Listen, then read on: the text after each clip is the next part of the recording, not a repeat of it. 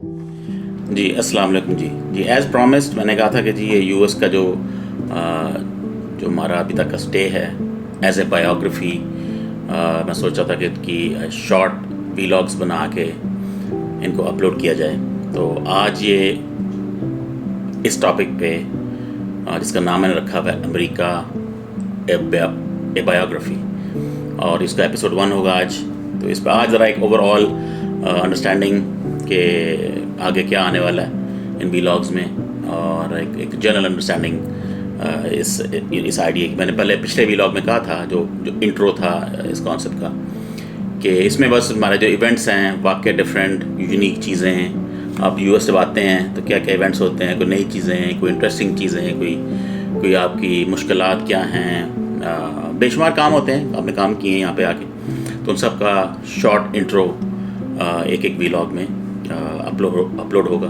तो ये पहले वाला एपिसोड है। तो इसमें हम जब ये बात है जनवरी 20 2006 की, मैं और एक और दोस्त खावर है, वो जो है स्टुअर्ट हमारी कंपनी में नहीं है, दूसरी कंपनी में, लेकिन एनीवेज तो हम दोनों का हमारा पहला हुआ कि हमने यूएस जाना है।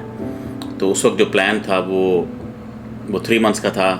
जो आप समझ लें ट्रेनिंग के लिए, समझ लें आप एक प्रोजेक्ट पे काम कर रहे हैं कि जी बंदों को यहाँ बुलाएं, उनको यहाँ पे इंट्रोडक्शन हो लोगों से, मैनेजर से, ये है वो है, और फिर वो 3 महीने रहें यहाँ पे, और जो सीखना सीखें और काम भी करें साथ में, और फिर वापस जाएं, फिर 10 दिन वहाँ पर रहें, 8-10 दिन, एक वीक, इस तरह की एक अंडरस्टैंडिंग बनी थी। फिर ये काम बैक एंड फोर्थ चले।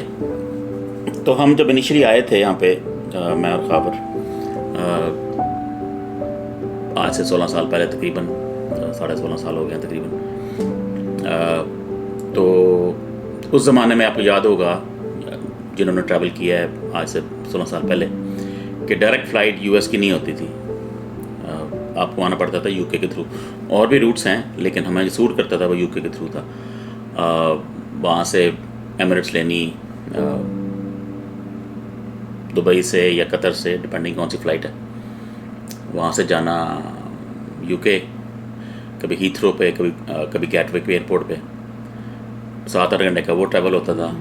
वहाँ उतरना, सामान निकालना, फिर दोबारा सामान जहाज़ पे अपलोड करना, और फिर सिक्योरिटी क्लियरेंस। बड़ी हैसल थी, लेकिन तब चॉइस नहीं थी। तो ये था कि लाहौर से दुबई, दुबई से यूके, यूके से ह्यूस्टन। तो इस तरह का एक हमारा ट्रैवल प्लान बन गया था। ऐसे ही आना, फिर ऐसे ही वापस। तो चूँकि शॉर्ट ट्रिप था, इतना पेनफुल नहीं था। फिर तो उसके कोई तकरीबन 4-5 साल बाद जब डायरेक्ट फ़्लाइट आ गई, एमिरेट्स की, कतर की, इतिहाद की, फिर टर्किश भी आ गया, तो फिर वहाँ से डायरेक्ट लाहौर से दुबई, या लाहौर से कतर, कतर से सीधा जो है, या दुबई से सीधा ह्यूस्टन, या जहाँ पे जाना है आपको। तो हमने काफ़ी ट्रैवल किया उन दिनों में, थ्रू लंदन, और उस तरह ज़ाहिर है हमारे पास लंदन का वीज़ा नहीं होता था, ट्रांजिट ही था, एयरपोर्ट के अंदर ही होता था। तो वहाँ से हम इंटरेस्टिंग रहा वहाँ से। फिर जब हैसल ही होती थी कि आपको सामान दोबारा निकालना पड़ता है, दोबारा सिक्योरिटी क्लियरेंस, और दोबारा फिर सामान अपलोड करें, फिर दोबारा सिक्योरिटी क्लियरेंस। तो वहाँ पर जहाज़ भी ऑब्वियसली चेंज होता है। फिर आपने ट्रैवल किया वहाँ से यूएस के लिए, वो एक्सपीरियंस भी देखा हुआ हमने। और फिर हमने जो डायरेक्ट फ़्लाइट्स का एक्सपीरियंस है, जो 14-15 घंटे की नॉन स्टॉप फ्लाइट होती है, वो भी एक दोनों के प्रॉज एंड कॉन्स हैं। नॉन स्टॉप का ये है कि अगर आप में इतनी पेशेंस नहीं है 15 घंटे, जहाँ लोग बैठते ही हैं, सारे करते हैं और चॉइस नहीं है, लेकिन बहरहाल अगर कुछ लोगों को ज़रा मुश्किल लगता है, तो फिर ज़रा 15 घंटे, 14 घंटे, 15.5 घंटे बड़ा पेनफुल है फ़्लाइट में, नॉन स्टॉप फ्लाइट में आना, अगर जिसको इतना नॉन स्टॉप बैठने की आदत ना हो। और उसका जो प्रोज ये हैं कि ऑब्वियसली आपको हैसल नहीं है यूके एयरपोर्ट और सामान निकालो, बैग पे लोड करो, नॉन स्टॉप है, वहाँ से यहाँ पे इमिग्रेशन की और अंदर आ गए। तो हम आते थे बेसिकली जो है विज़िट वीज़ा पे। हमारा विज़िट वीज़ा होता था उस वक्त B1 B2, वही लगा हुआ था, तो उस पर ट्रैवल करते थे शुरू में।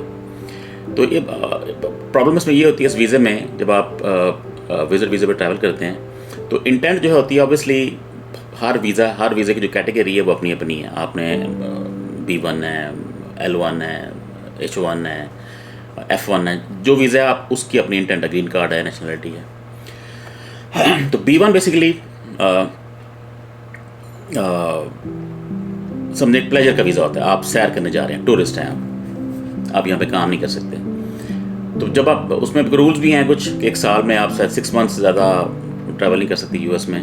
वो भी एक इशू बना बाद में, जब आप फ्रीक्वेंट ट्रैवल करते हैं B1 पे। मैंने बताया ना कि मैंने 3 महीने यहाँ फिर हफ्ता वहाँ, पर 3 महीने यहाँ फिर हफ्ता वहाँ, तो बैक एंड फोर्थ करने से फिर वो एक इमिग्रेशन पे एक खाम का एक उनका कंसर्न बन जाता है कि भाई तुम कर क्या रहे हो, तुम इतना ट्रैवल तुम्हारा, तुम कहते हो हम मीटिंग में जा रहे हैं, यहाँ पे ट्रेनिंग पे जा रहे हैं, और हर 3 महीने बाद आ जाते हो, ये क्या चक्कर है। तो उसमें फिर मुश्किल पड़नी शुरू हो गई आहिस्ता आहिस्ता। तो फिर इवेंचुअली B1 से हमने कंपनी ने सोचा कि चलो इनका कोई वर्क वीज़ा निकालते हैं। फिर L1 था वीज़ा, L1 ले लें, H1 ले लें। L1 ईजी है क्योंकि हमारी एक ब्रांच यहाँ थी, एक ब्रांच वहाँ पे थी। इन्होंने जो भी है वकीलों से मिलके L1 लगा लिया, और आप फिर इवेंचुअली L1 लग गया। L1 चूँकि आपका जैसे H1 है, आपका वर्क वीज़ा होता है। L1 पे मैक्सिमम 7 साल होते हैं, शायद आप 7 साल ट्रैवल स्टे कर सकते हैं L1 पे। उसके बाद आपको रिन्यू करना पड़ता है शायद, या रिन्यू नहीं होता शायद, फिर आपने ग्रीन कार्ड लेना होता है। लेकिन बहरहाल वो उससे आसानी हो गई, एयरपोर्ट पे वो इशू ख़त्म हो गया।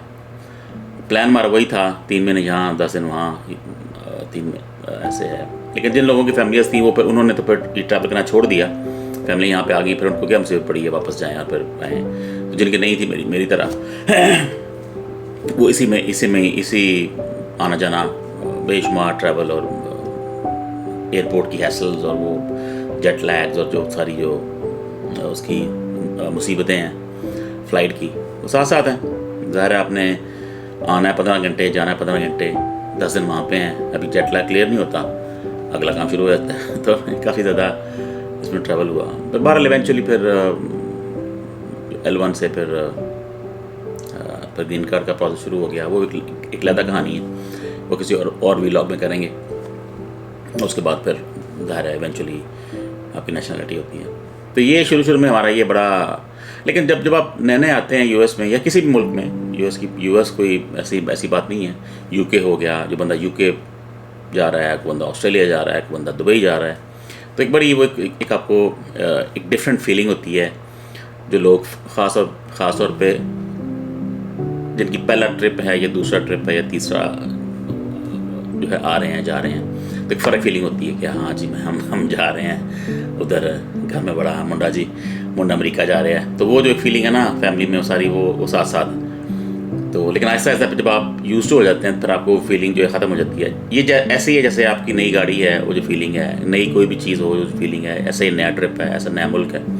आज अगर हम यहाँ से यूके मूव करेंगे तो सेम वो फीलिंग दोबारा आएगी, लेकिन वो यूके की फीलिंग होगी या ऑस्ट्रेलिया की फीलिंग होगी या कोई और मलेशिया, जापान, टर्की जो भी है वो फीलिंग होगी। तो बहरहाल तो फिर आपकी ऐसा ख़त्म हो जाती है।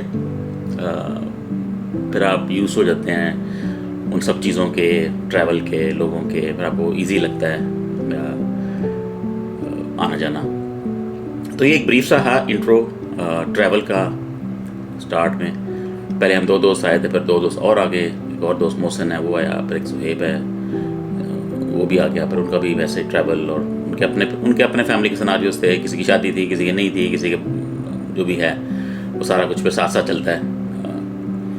और जो जिसकी फैमिली की जो सिचुएशन है उस लिहाज से फिर कुछ यहाँ सेटल हो गए, कुछ ने ट्रैवल किया, कुछ कोई और उनका हिसाब किताब। तो बहरहाल तो ये एक ओवरऑल पहला जो हमारे ट्रैवल प्लान्स थे और वीज़ा प्लान्स थे, ये उसका वीलॉग है।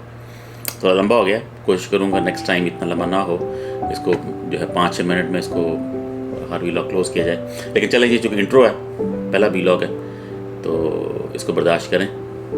तो फीडबैक दीजिएगा कमेंट्स में। ज़ाहिर है ये इवेंचुअली ये वीडियो यूट्यूब पे जाएगी, तो अगर आप उसमें कमेंट्स दें कि क्या ये इंटरेस्टिंग है किसी के लिए ये प्रोजेक्ट के बोरिंग है। अगर बोरिंग है तो फिर इसको हम कंटिन्यू नहीं करेंगे। अगर किसी को अच्छा लगता है तो हम इसको करेंगे कंटिन्यू। लेकिन वही है कि ये हर स्टोरी टेलिंग भी एक आर्ट है।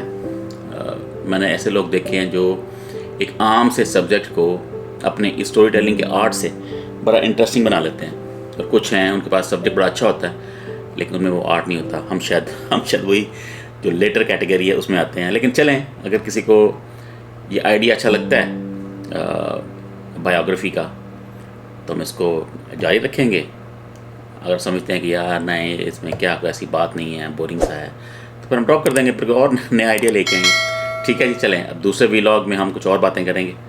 तो ये व्लॉग यहाँ पे ख़त्म करते हैं। थैंक यू, अल्लाह हाफ़िज़।